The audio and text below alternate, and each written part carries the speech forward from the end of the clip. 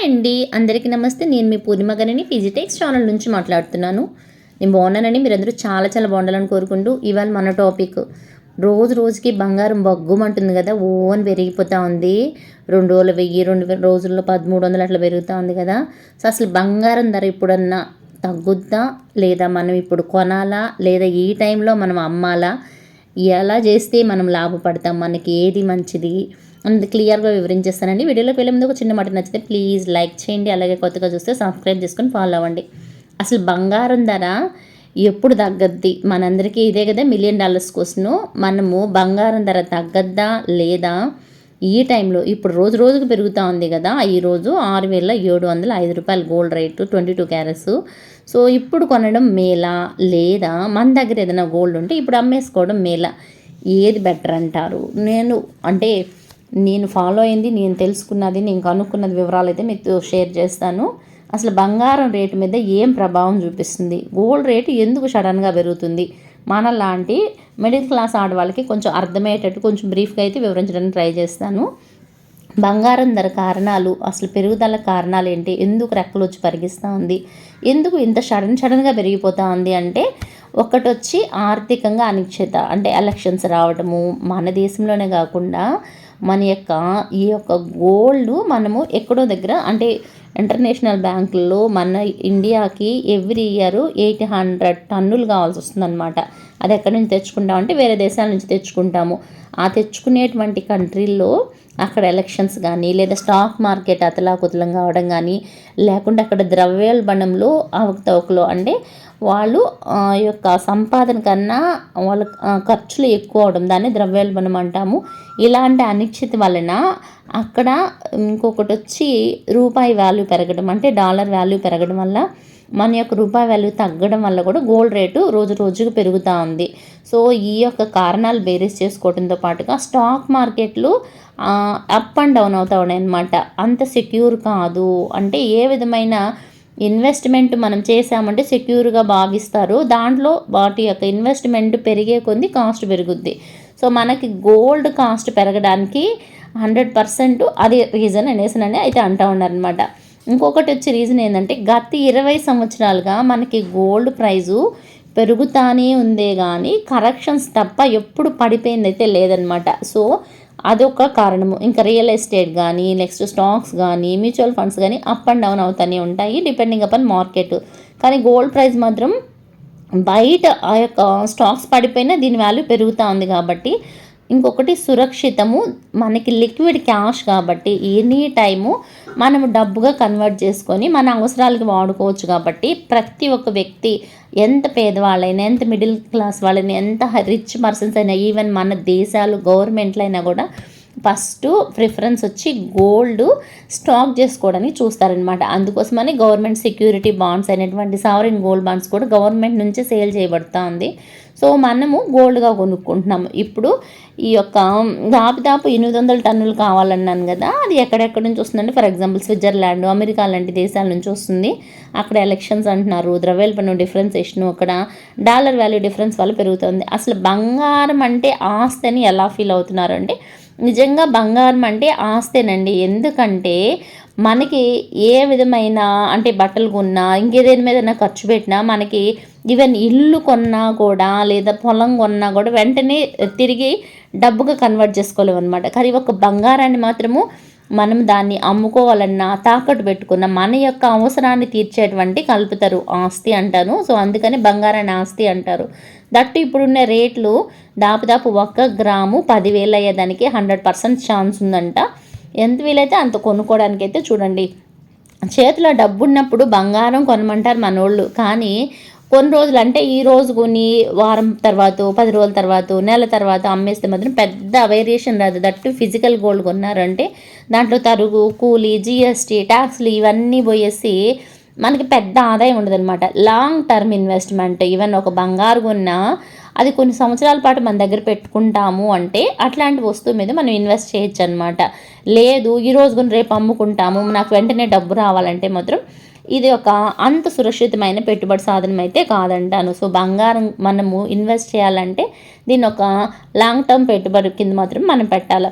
So ధరలు పెరుగుతూ ఉన్నాయి కదా, ఇప్పుడు గోల్డ్ అమ్మడం అంత మంచిదేనా అంటే గోల్డ్ కొనడం మంచిదా లేదంటే అమ్మడం మంచిదా ఇప్పుడు ఉండేటువంటి సిచ్యువేషన్లో?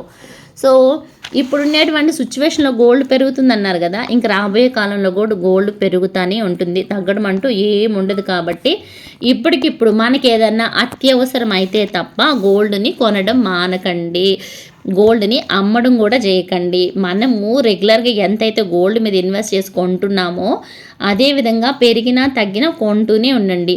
మనకి అత్యవసరము లేదు ఈ బంగారాన్ని కన్వర్ట్ చేసి ఇంకొక ఆస్తిగా కొనుక్కోవాలంటే కన్వర్ట్ చేసుకోండి, అంతే తప్ప ఇప్పుడైతే రేటు పెరిగింది ఈరోజు అమ్మేస్తానంటే నేను చెప్పాను కదండి, దాపు 1 గ్రామ్ గోల్డ్ 10,000 రూపాయల దాకా పోతుందంట. సో దాపు 2025 వరకు గోల్డ్ రేట్లు పెరుగుతానే ఉంటాయంట.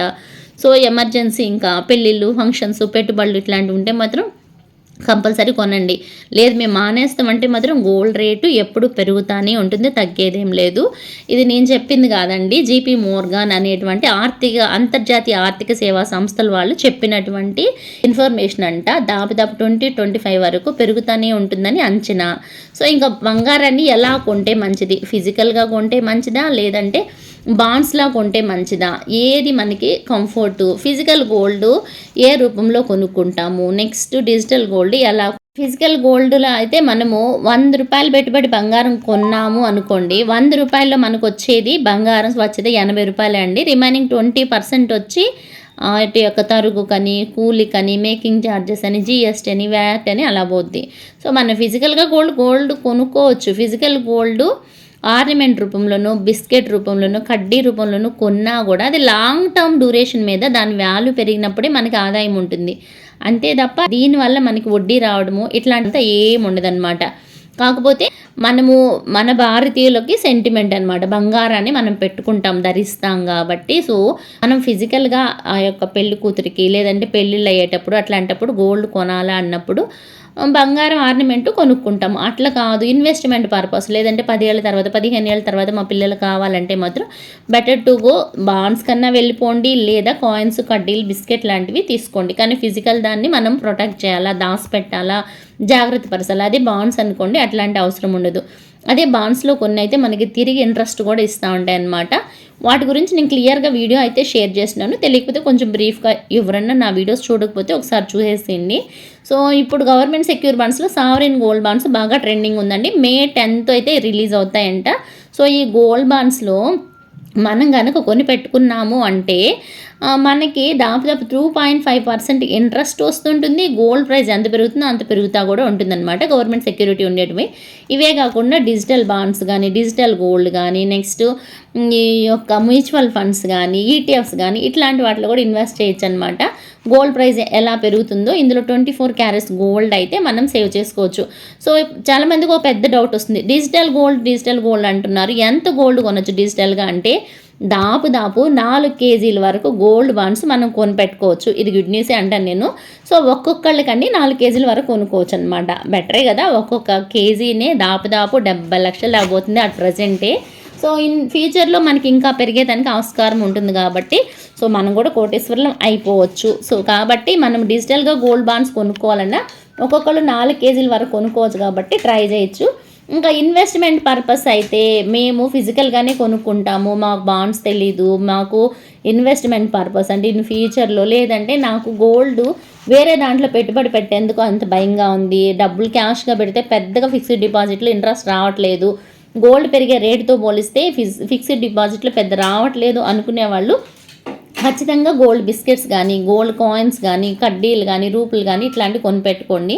లేదు నాకు ఆర్నమెంటే కావాలన్నా కూడా ఆర్నమెంట్ తీసుకున్నా కూడా లాంగ్ టర్మ్లో దాని యొక్క వాల్యూ పెరిగినప్పుడు మాత్రమే మన యొక్క ఆ లాసెస్ అంటే అటు తరుగు కూలీలు అట్లాంటివి కవర్ అయ్యి మనకైతే యూజ్ అవుతుందన్నమాట. సో ఇదండి ఈ యొక్క గోల్డ్ రేట్ యొక్క డీటెయిల్స్. మనకి గోల్డ్ రేటు తగ్గేది ఎప్పుడు అని ఆశపడుతున్నాం కదా, గోల్డ్ రేటు మాక్సిమం కరెక్షన్ అవుతుంది తప్ప తగ్గడం ఏముండదండి.